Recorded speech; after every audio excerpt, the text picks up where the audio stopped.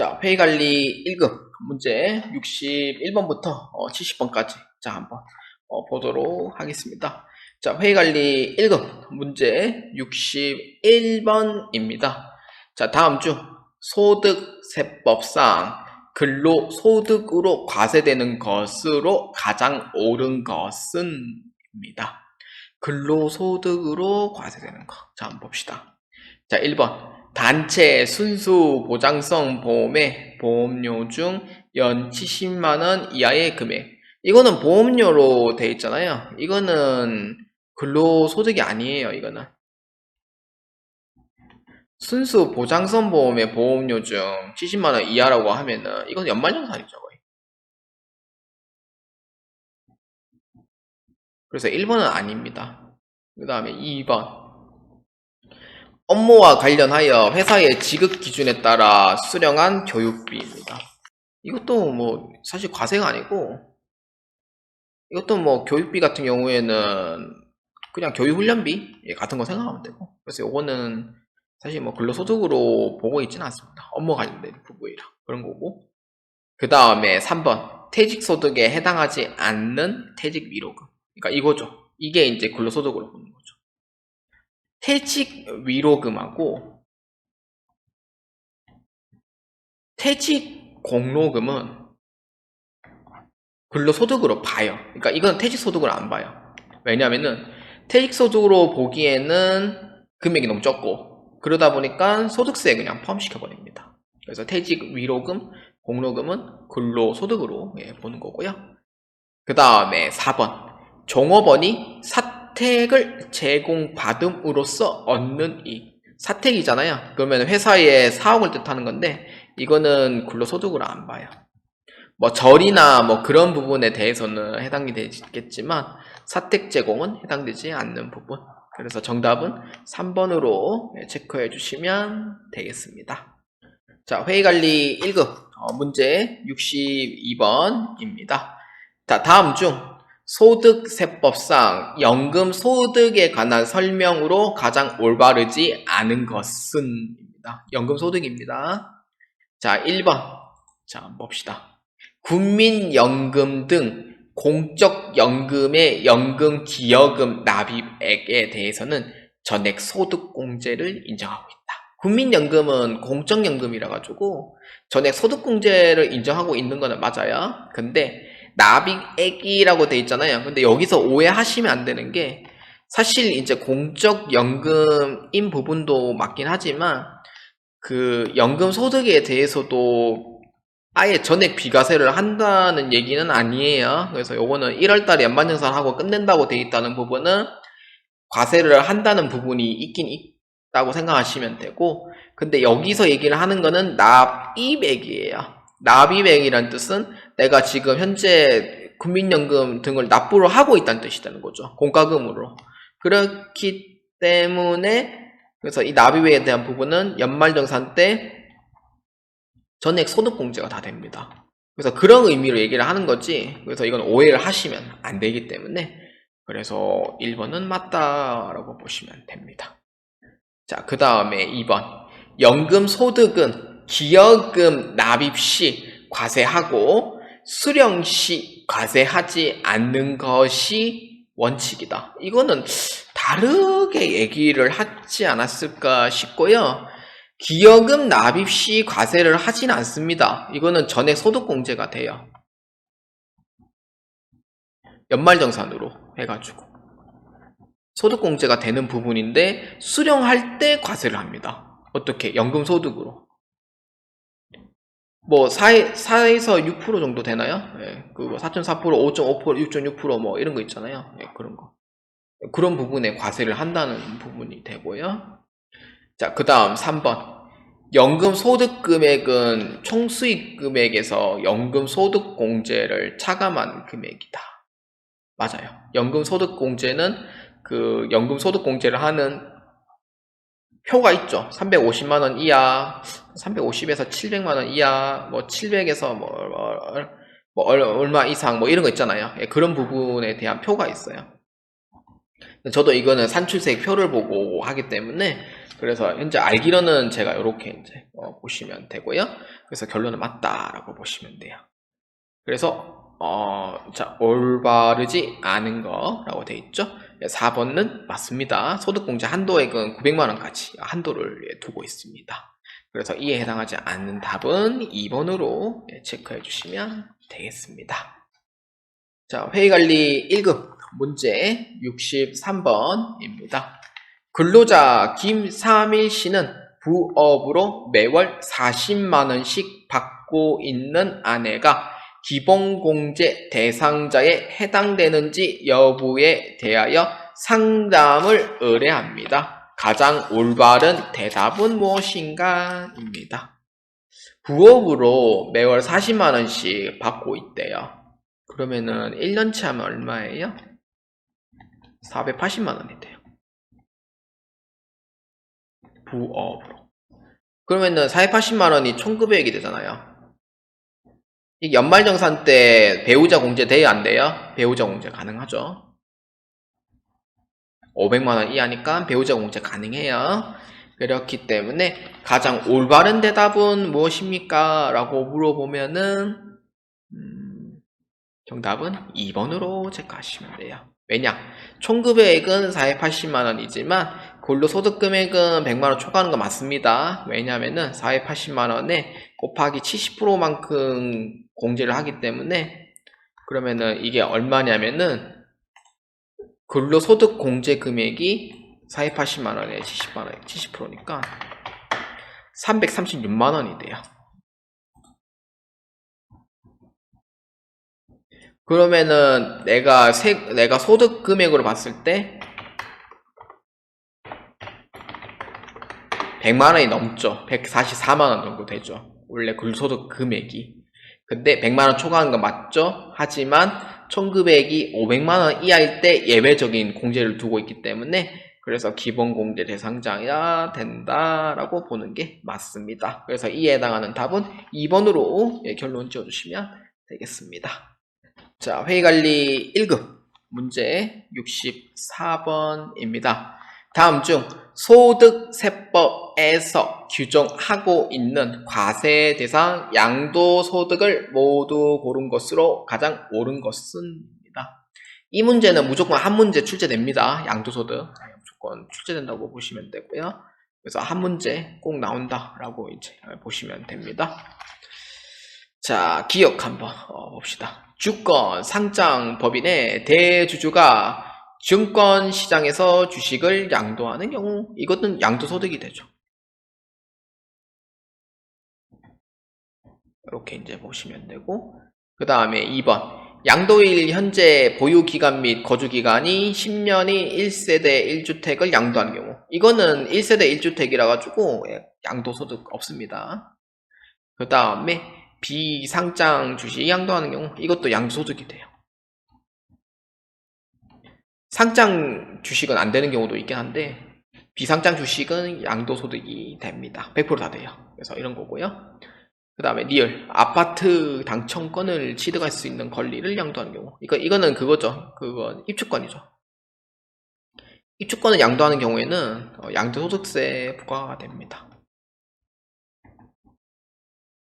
그래서 이렇게 보시면 되고 그 다음에 미음 부동산 매매업자가 상가 건물을 판매한 경우 이거는 부동산 매매업자로 되어 있잖아요. 이거는 사업에 관련되어 있는 부분이니까 이거는 사업소득으로 보시면 돼요. 그래서 기역 디글리얼로 보시면 되고요. 그래서 정답은 4번으로 체크해 주시면 되겠습니다. 자, 회의관리 1급 문제 65번입니다. 자, 김삼일 씨의 이자 소득이 다음과 같을 때 김삼일 씨의 종합소득에 가산되는 이자 소득과 삼일은행이 이자 소득에 대해 원천 징수하는 금액을 구하면 얼마입니까? 입니다. 단 지방소득세 소득분은 고려하지 않습니다. 라고 돼 있어요. 자, 이율은 5%라고 돼 있고요. 그래서 1년에 대한 이자를 지급했고 다른 금융소득은 없습니다. 그러니까 이 2천만원 외에는 없다라고 보시면 되고요. 2천만 원이기 때문에 원천징수에 해당이 되죠. 그렇기 때문에 그래서 한번 계산해 보도록 합시다. 종합소득에 가산되는 이자 소득은 없습니다. 원천징수만 해당이 돼요. 그래서 1번, 3번이 되는 거고요. 원천징수는 2천만 원에 0.05 하면은 100만 원 돼요. 그래서 원천징수 해당하는 부분 여기에 세율을 14%만큼 하면은 14만 원이 됩니다. 그래서 정답은 1번으로 체크하시면 돼요. 그래서 이자 소득의 세율은 14%라는 점 꼭 잊지 마시길 바랍니다. 자, 회의관리 1급 문제 66번입니다. 주식회사 3일에 근로자 이영희 씨가 개인적인 사유로 2022년 8월 20일 중도 퇴사하게 됩니다. 퇴직자 급여는 2022년 9월 10일에 지급하였습니다. 중도 퇴사자 연말정산 시기로 가장 옳은 것은? 입니다. 자, 8월 20일에 퇴사를 했죠.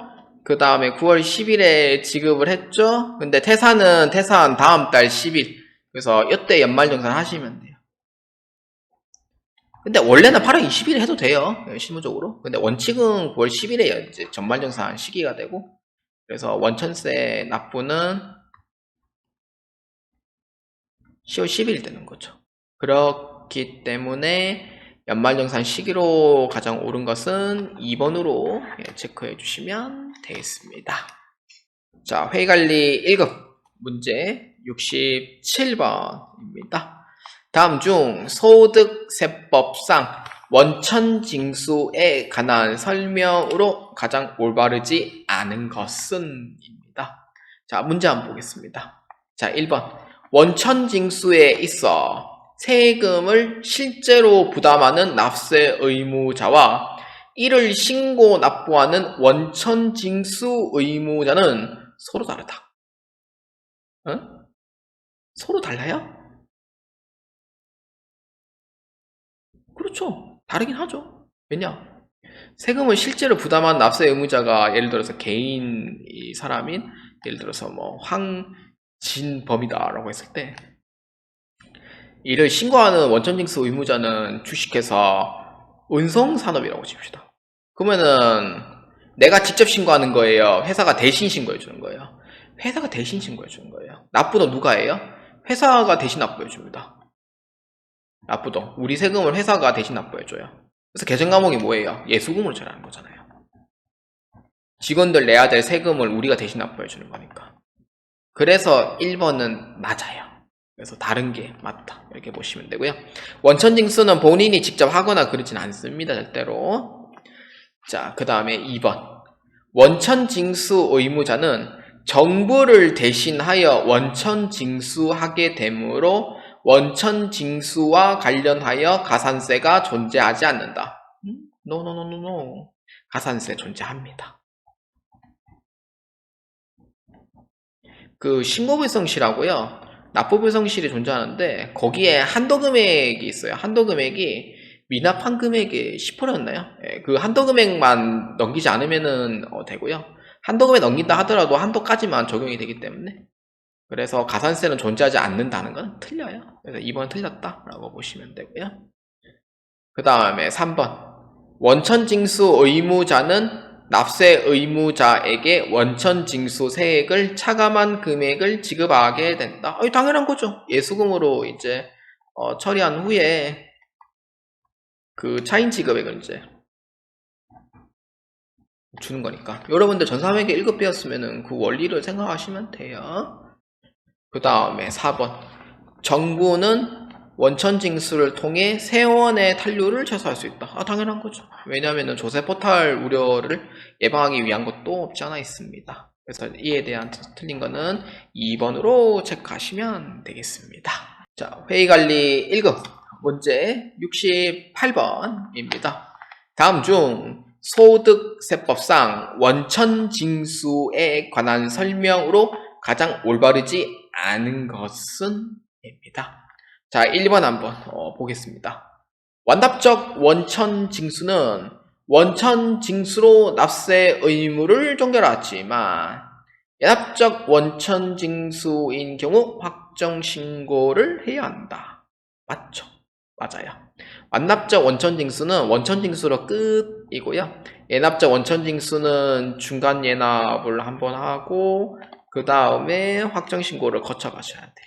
그래서 이렇게 된다. 그래서 맞다 라고 보시면 되고요. 그 다음에 2번 예납적 원천징수된 금액은 확정신고 시 소득세 명목으로 공제한다. 그러니까 예납적으로 원천징수된 금액 있잖아요. 확정신고 시 소득세 명목으로 공제한다는 거는 맞아요. 그러니까 중간 예납을 통해서 미리 납부를 해가 확정신고 시 그거를 빼주는 명목이 되니까 사실 맞아요. 이론상. 그 다음에 3번입니다. 자, 여기서 틀린 게 있어요. 뭐냐면은 소득공제 명목으로 공제하는 게 아니고 기납부세액이죠. 기납부세액으로 공제를 하는 부분이라 이 부분은 아니다 라고 보시면 됩니다. 그래서 2번이 틀렸다라는 게 확인이 되고요. 그 다음에 3번입니다. 완납적 원천징수의 경우 세부담이 원천징수세액으로 한정되나 예납적 원천징수는 확정신고를 통하여 추가 납부세액이 생길 수도 있다. 예납적 원천징수는 원천징수세액으로 한정되는 게 맞아요. 근데 예납적 원천징수는 확정신고를 통하여 추가 납부세액이 생길 수 있다. 당연한 거죠. 이건 중간 예납을 하는 거니까 당연히 확정신고 때 생길 수밖에 없다라고 보시면 되고요. 그래서 맞아요. 4번 완납적 원천징수 대상이 되는 소득을 분리과세 대상 소득이라고 한다. 분리과세라고 부르잖아요. 사람들이. 그래서 분리과세 이렇게 얘기하니까 맞아요. 그래서 정답은 2번이 틀렸다라고 보시면 되겠습니다. 자, 회의관리 1급 문제 69번입니다. 자, 부가가치세에 대한 설명을 80번까지 한번 해보도록 하겠습니다. 자, 다음 중 부가가치세에 대한 설명 중 가장 올바르지 않은 것은 입니다. 자, 1번 한번 보겠습니다. 자, 우리나라의 부가가치세 과세 방법은 전 단계 거래공제법에 의한다. 전 단계 거래공제법? 아니죠. 이거 아마 인터넷 강의라든지 들으신 분이 있을 거예요. 전 단계 세액공제법을 적용하죠. 전 단계 고래공제법은 적용 안 한 지 꽤 됐어요. 그렇기 때문에 전 단계 세액공제법으로 보시면 되고요. 자, 그 다음에 2번. 자, 한번 봅시다. 부가가치세는 납세 의무자와 담세자가 서로 다른 간접세에 해당한다. 간접세인 거 맞아요. 그렇지. 맞다라고 보시면 되고요. 그 다음에 3번. 부가가치세는 사업자가 생산 활동 또는 유통 과정을 통하여 새로이 창출한 가치의 순증가액을 말한다. 맞는 거죠. 생산 활동이나 유통 과정에서 이제 하는 물세에 해당하는 부분도 있고요. 물건을 사고 팔아야지 부가세가 되는 부분이니까 순증가액이 되는 건 맞습니다. 그 다음에 4번. 부가가치세 납세 의무자는 사업자이다. 맞죠? 사업자가 납부하는 거죠. 그러면 최종 소비자는 뭐예요? 남세자, 세금을 부담하는 자, 담세자를 의미를 합니다. 그래서 정답은 1번이 틀렸다라고 보시면 되겠습니다. 자, 회의관리 1급 문제 70번입니다. 다음 중 부가가치세 납세 의무자에 관한 설명으로 옳은 것은 입니다. 자, 한번 보도록 하겠습니다. 자, 부가가치세 납세 의무자는 재화 또는 용역을 공급하는 사업자와 재화 또는 용역을 수입하는 자로 한다. 이 뜻은 뭐냐면은 재화 또는 용역을 공급하는 자, 재화의 공급과 용역의 공급을 뜻해요.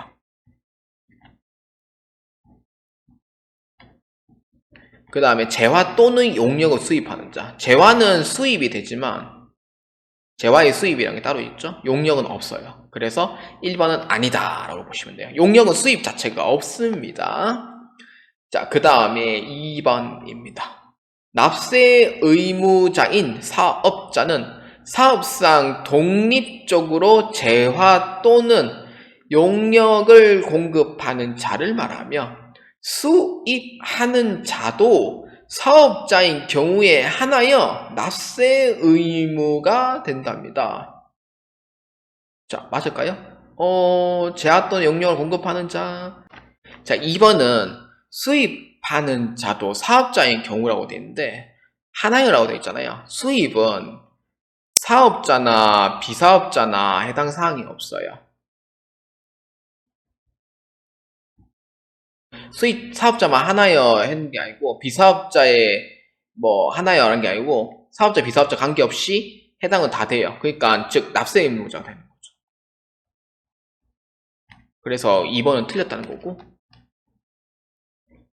그 다음에 3번 납세 의무자는 영리 목적인 경우를 전제하므로 국가나 지방자치단체는 납세 의무자가 될 수 없다. 어차피 국가에서 돈이 들어오고 국가에서 납부를 하기 때문에 사실상 국가나 지방자치단체는 납세 의무자가 있다고 설명을 합니다. 그래서 납세 의무자가 있는데 세금은 사실상 들어오고 나가고 거기서 거기니까 그냥 납세 의무자인 거는 맞지만 따로 뭐 하지는 뭐 않습니다. 그래서 그런 것도 있고요.